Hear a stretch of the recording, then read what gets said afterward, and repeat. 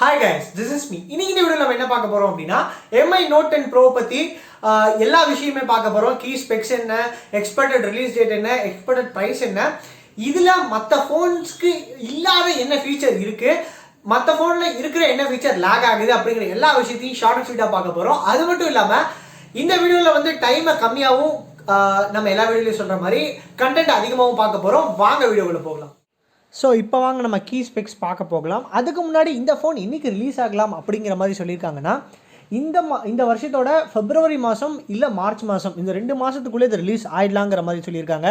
And ரொம்ப முக்கியமான விஷயம் என்னென்னா இந்த ஃபோனோட விலை கண்டிப்பாக 20,000க்கும் கம்மியாக தான் இருக்கும் அப்படிங்கிற மாதிரி சொல்லியிருக்காங்க. துல்லியமாக வந்து நிறையா வெப்சைட்ஸில் என்ன சொல்லியிருக்காங்கன்னா 19,000 சொல்லியிருக்காங்க. பட் எதையுமே நம்பாதீங்க, அது அஃபிஷியல் கிடையாது. இந்த ஃபோன் வந்து ஒரு 4G ஃபோன், அது நம்ம எல்லாத்துக்குமே தெரியும். பட் ஆனால் சில இடத்துல 5G சப்போர்ட் பண்ணலாம் அப்படிங்கிற மாதிரி ரூமர்ஸும் போயிட்டுருக்கு. அது இல்லாமல் நம்ம எல்லா வீடியோஸ்லையும் பார்க்குற மாதிரி இந்த ஃபோன்ஸோட டைமென்ஷன்ஸ் என்னென்ன அப்படின்னு பார்த்தீங்கன்னா 157.8 × 74.2 × 9.7 mm வந்து டோட்டலாக இருக்குது. ஃபோனோட வெயிட் வந்து 208 grams. நார்மலாக வந்து இப்போ வர எல்லா ஃபோன்ஸுமே வந்து 190 கிராம்லேருந்து 210 கிராம்ஸ்க்குள்ளே தான் இருக்குது. ஸோ இது வந்து ஒரு நார்மலான வெயிட் தான். நம்ம பார்க்க போகிற அடுத்த ஃபீச்சர் என்ன அப்படின்னா இந்த ஃபோன் வந்து ஒரு கொரில்லா கிளாஸ் தான் வந்து இதோட ஸ்டார்ட்டில் கொடுத்துருக்காங்க. நடுவில் வந்து அலுமினியம் ஃப்ரேம் வந்து கொடுத்துருக்காங்க. பின்னாடி வந்து கிளாஸ் பேக் வந்து பண்ணியிருக்காங்க. சிம்பிளாக சொல்லணும்னா முன்னாடி வந்து கொரில்லா கிளாஸ், நடுவில் வந்து அலுமினியம் ஃப்ரேம் அண்ட் பின்னாடி வந்து கிளாஸ் ஃபினிஷ் வந்து கொடுத்துருக்காங்க. ஸோ கிளாஸ் ஃபினிஷ் அப்படிங்கிறதால பார்க்குறதுக்கு செம்மையாக இருக்கும். இப்போ கூட உங்களுக்கு ஸ்க்ரீனில் அது தெரியும், ரொம்ப நல்லாயிருக்கும். இது வந்து ஒரு டூவல் சிம் ஃபோன் தான். இந்தியாவில் கண்டிப்பாக டூவல் சிம் லான்ச் பண்ணியே தான் தீரணும். இது என்ன டிஸ்பிளே ப்ரோ அப்படின்னு கேட்டிங்கன்னா AMOLED டிஸ்பிளே, அதாவது AMOLED டிஸ்பிளே தான் இதில் கொடுத்துருக்காங்க. அது இல்லாமல் இந்த டிஸ்பிளே இன்ச்சஸ் வந்து எவ்வளோனா 6.47 inches. இந்த டிஸ்பிளேவோட டோட்டல் ஏரியா வந்து 102.8 cm² வந்து டோட்டலாக இருக்குது. 6.47 inches இருக்குது. இந்த ஸ்க்ரீன் வந்து என்ன ரெசல்யூஷன் வந்து சப்போர்ட் பண்ணுன்னா 1080 × 2340 பிக்சல்ஸ் வந்து டோட்டலாக சப்போர்ட் பண்ணும். நம்ம பார்த்த முக்கால்வாசி ஃபோன்ஸ் வந்து இதே ரெசல்யூஷன் தான். இது வரைக்கும் நானே வந்து ஒரு 10 ஃபோன்ஸ் வந்து ரிவ்யூ பண்ணியிருப்பேன். அது எல்லாமே முக்கால்வாசி, அதில் ஒரு 6லேருந்து 7 வந்து இதே ரெசல்யூஷன் தான். இதில் வந்து என்ன OS வந்து கொடுத்துருக்காங்க அப்படின்னு பார்த்தீங்கன்னா Android 9 வந்து கொடுத்துருக்காங்க. சிப்செட் வந்து Qualcomm SDM 730 Snapdragon 730G தான் வந்து யூஸ் பண்ணியிருக்காங்க. ஸோ Snapdragon 730G வந்து ஒரு எஃபிஷியண்ட்டாக இருக்கும் அப்படின்னு நம்ம சொல்லலாம். நம்ம பார்க்க போகிற அடுத்த விஷயம் என்ன அப்படின்னு பார்த்தீங்கன்னா இதில் மெமரி கார்டு போடுற ஸ்லாட் கிடையவே கிடையாது. அதே சொல்லிட்டாங்க திட்டவட்டமாக, மெமரி கார்டு நம்மளால் போட்டு எக்ஸ்பேண்ட் பண்ண முடியாது. இதோட இன்டர்னல் ஸ்டோரேஜ் வந்து 256 GB இருக்கலாம், RAM வந்து 8 GB வந்து இருக்கலாம் அப்படிங்கிற மாதிரி சொல்லியிருக்காங்க. கேமரா ஒரு பெரிய பெரிய பெரிய பெரிய ஃபீச்சர் என்னென்னா 5 கேமரா இந்த ஃபோனில் இருக்க போகுது. அந்த 5 கேமராவில் ஒரு கேமரா வந்து 108 மெகாபிக்சல்ஸ். நான் இங்கே வந்து ஒரு விஷயத்தை வந்து அழுத்தம் திருத்தமாக பதிவு பண்ண விரும்புகிறேன். மெகா பிக்சல் வந்து ஒரு கேமராவோட குவாலிட்டியே கண்டிப்பாக தீர்மானிக்காது. அதில் என்ன லென்ஸ் யூஸ் பண்ணிக்காங்களோ அது மட்டும்தான் அதோட குவாலிட்டியை தீர்மானிக்கும். ஸோ அதனால் 108 மெகா பிக்சல் இருக்குது அப்படிங்கிறதுனால கிளாரிட்டி வந்து அப்படியே ஒரு DSLR ஈக்குவலாக இருக்கும் அப்படின்னு யாரும் நினச்சிக்க வேணாம். ஒரு நார்மலான குவாலிட்டியாக தான் இருக்கும்.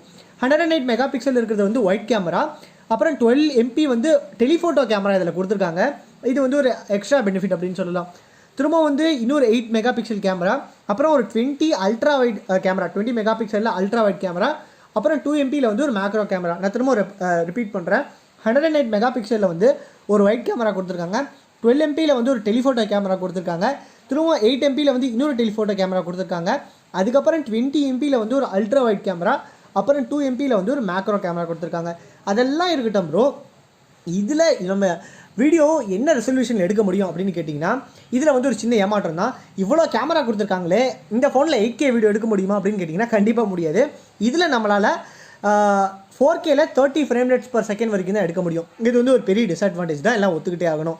அப்புறம் செல்ஃபி கேமரா பார்த்தோன்னா 32 மெகா பிக்சல் வந்து கொடுத்துருக்காங்க. அது வந்து ஒரு ஒயிட் கேமரா. அது மட்டும் இல்லாமல் இதில் நம்ம வந்து 1080 பிக்சல்ஸில் வந்து 30 frame ratesல எடுக்க முடியும். இது வந்து ஒரு நார்மலான செல்ஃபி வீடியோவோட ஒரு ரெசல்யூஷன். இதில் வந்து 3.5 mm ஆடியோ ஜாக் கொடுத்துருக்காங்க. ஸோ நீங்கள் வந்து ஒரு ஹெட்ஃபோனை ப்ளூடூத் போட்டு தான் கனெக்ட் பண்ணணும்னு இல்லை, நம்ம வந்து ப்ளக் பண்ணி கனெக்ட் பண்ணலாம். இது வந்து ஒரு நல்ல ஃபீச்சர். இது ஆக்சுவலாக என்னை பொறுத்த வரைக்கும் இருக்கணும்னு நான் சொல்லுவேன். இதில் வந்து யாராவது வயசானவங்க பார்க்குறீங்களா, அவங்களுக்கு ஒரு ஃபீச்சர் இருக்குது. இதில் இன்பில்ட்டான ரேடியோ இருக்குங்க. ஸோ நீங்கள் எக்ஸ்டர்னலாக ஒரு ஆப் டவுன்லோட் பண்ணணுங்கிற அவசியமே இல்லை, உங்களுக்கு இன்பில்ட்டான ரேடியோ கொடுத்துருக்காங்க. அடுத்த விஷயம் என்ன அப்படின்னா இதில் வந்து Type-C கேபிள் தான் கொடுத்துருக்காங்க. இவ்வளோ கொடுத்துருக்காங்க, கண்டிப்பாக Type-C தான் இருக்கும், அது வேறு விஷயம். இதில் ஃபிங்கர் பிரிண்ட் சென்சார் எங்கே இருக்குது அப்படின்னு பார்த்தீங்கன்னா அண்டர் டிஸ்பிளேல கொடுத்துருக்காங்க, அதாவது இன் டிஸ்பிளேவாக கொடுத்துருக்காங்க.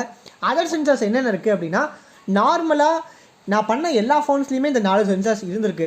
ஆக்சலரோமீட்டர், கிரையோ, ப்ராக்சிமிட்டி அண்ட் காம்பஸ், இது 4மே கொடுத்துருக்காங்க அதர் சென்சாராக.